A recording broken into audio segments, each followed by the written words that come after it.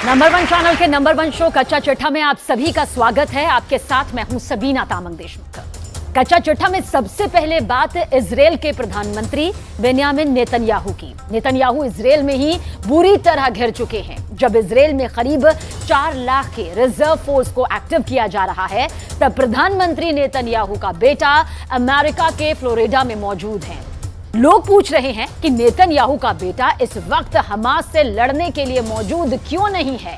Israel में चल रहे इसी टकराव का फायदा हमास और हिजबुल्लाह ने उठाने का फैसला भी किया। लेबनान में एक ऐसी मीटिंग हुई, एक ऐसी बैठक हुई जिसके बाद इजराइल में एक बड़ी मिसाइल तैनात की जा रही है।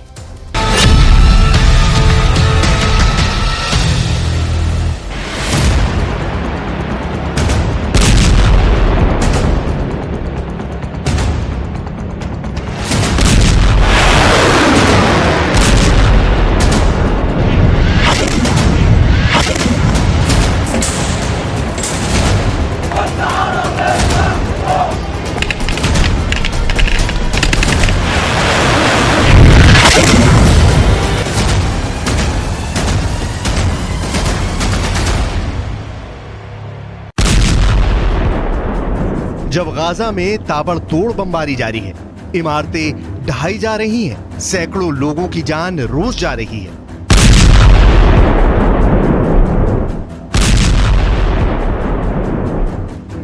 जब इजराइल और लेबनान के बॉर्डर पर एंटी टैंक मिसाइल फायर की जा रही है, इजराइल के खुफिया अड्डे तबाह किए जा रहे हैं।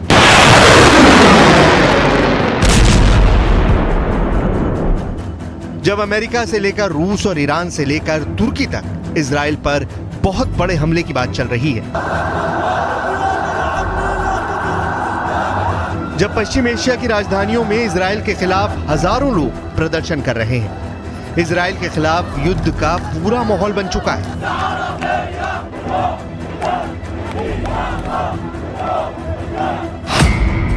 तब इस मीटिंग ने नेतन्याहू को खौफ से भर दिया है।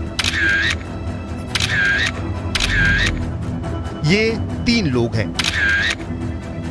गाजा की हुकूमत चलाने वाले हमास के पॉलिटिकल ब्यूरो के उप प्रमुख सालेह अरूरी और साथ में फिलिस्तीन इस्लामिक जिहाद के महासचिव जियाद नकाले, और इन दोनों ने लेबनान की राजधानी बेरूत में जाकर हिजबुल्लाह के चीफ हसन नसरल्लाह से मुलाकात की है।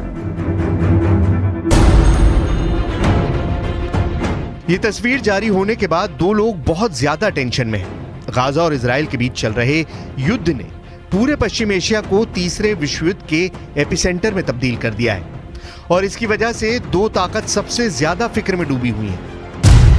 पहले हैं इजराइल के प्रधानमंत्री बेन्यामिन नेतन्याहू और दूसरे हैं अमेरिका के राष्ट्रपति जो बाइडेन। दोनों की टेंशन का मीटर लगातार रेड लाइन को पार कर रहा है। इस तस्वीर को लेकर खौफ बहुत ज्यादा है।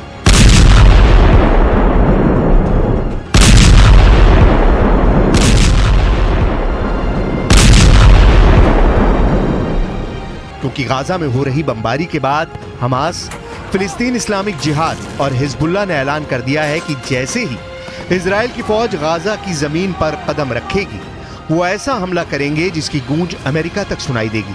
लेकिन क्या ये वाकई इतना बड़ा खतरा है जिसे लेकर नेतन्याहू और बाइडेन को डरना चाहिए? इन तीनों के पीछे कौन है? तो जवाब है कि इन तीनों फोर्स के पीछे ईरान है, जो इनको फंडिंग भी करता है, इनको हथियार भी देता है, इनको ट्रेनिंग भी देता है, और अब इसी ताकत के बल पर वो अमेरिका और इजराइल दोनों को डरा रहे हैं।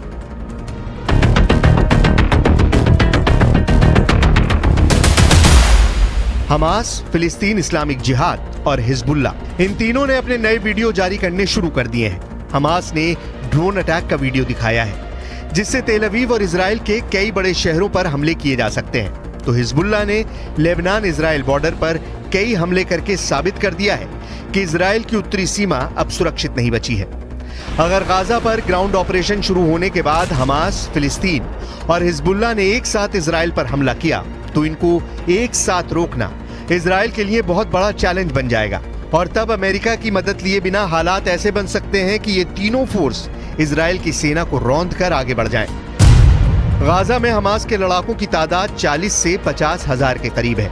उत्तर की तरफ लेबनान में मिलिशिया हिजबुल्लाह की तादाद 1 लाख से ज्यादा है। इनके सामने इजराइल में एक्टिव और रिजर्व फोर्स मिलाकर 6 लाख से ज्यादा सैनिक हैं। ये आंकड़े बताते हैं कि इजराइल के पास 4 गुना ताकत है। इजराइल ने अपनी सेना का पूरी तरह से मोबिलाइजेशन कर लिया है, लेकिन यह भी रिपोर्ट सामने आ रही है कि रिजर्व फोर्स की पूरी ट्रेनिंग अभी बाकी है। इसके अलावा इजराइल ये भी चाहता है कि पूरी तरह से हथियारों का स्टॉक तैयार कर लिया जाए ताकि ग्राउंड इन्वेजन के बीच में गोले बारूद की कमी न पड़े।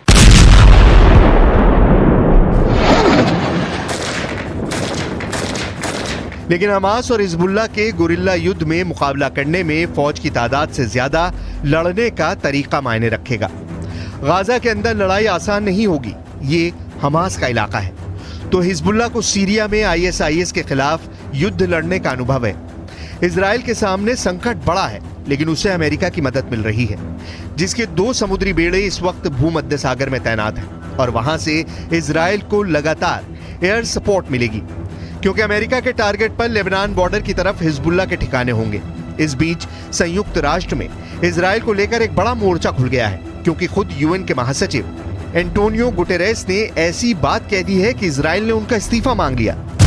UN के महासचिव एंटोनियो गुटेरेस ने कहा कि यह जानना जरूरी है कि हमास ने हमला अचानक नहीं किया। फिलिस्तीन के लोग 56 वर्षों से घुटन वाले कब्जे का सामना कर रहे हैं। फिलिस्तीन के लोगों ने अपनी जमीन पर लगातार कब्जा देखा है, हिंसा देखी है, आर्थिक बर्बादी देखी है, अपने घरों को ढहाए जाते देखा है। इस विवाद के राजनीतिक समाधान की उम्मीद खत्म होती जा रही है। फिलिस्तीन के लोगों की शिकायतें हमास के हमलों को सही नहीं ठहरा सकती, लेकिन इसके बदले में फिलिस्तीनी लोगों को सामूहिक सजा देना भी सही नहीं।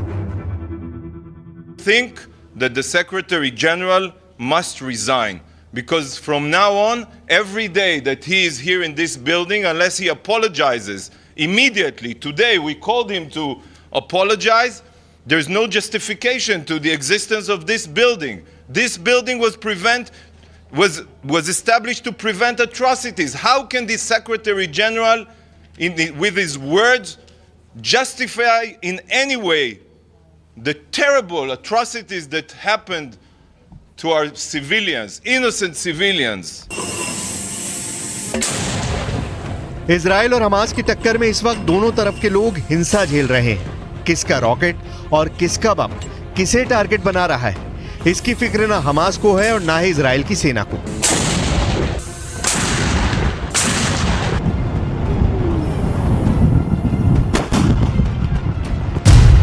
7 अक्टूबर को हमास के हमलों में इजराइल के करीब 1,500 लोगों की मौत के बाद इजराइल की लगातार चल रही बमबारी में 25 अक्टूबर तक 6,000 लोगों की मौत हो चुकी है। इनमें 2,500 से ज्यादा बच्चे हैं, जबकि घायलों की तादाद 18,000 पहुंच चुकी है।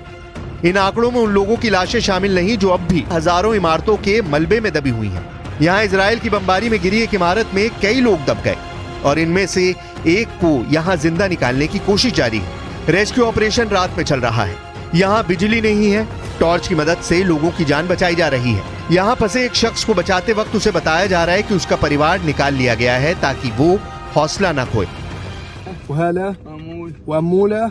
وانت 100% طلعوا هالكل كلهم عايشين في الشلال تطلع يلا عايشين مرتك طلعناها وامونا طلعناها وهلا طلعناها وامونا طلعناها وشرف امي في الشلال انتظر।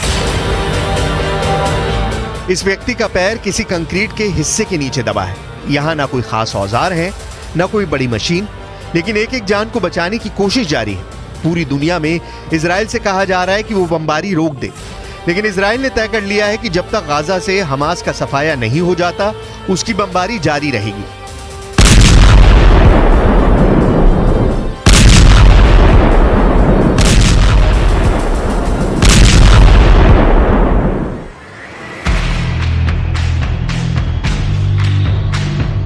लेकिन दक्षिण इजराइल में युद्ध का खौफ देखा जा सकता है। हमास के रॉकेट हमलों के बाद यहाँ की सड़कें खाली हैं, लोग बाहर बहुत कम निकल रहे हैं। पार्क से लेकर समुद्री किनारे सब कुछ वीरान पड़ा है। इजराइल और हमास के बीच चल रही जंग के बाद अब युद्ध का बड़ा खतरा मंडराता नजर आ रहा है।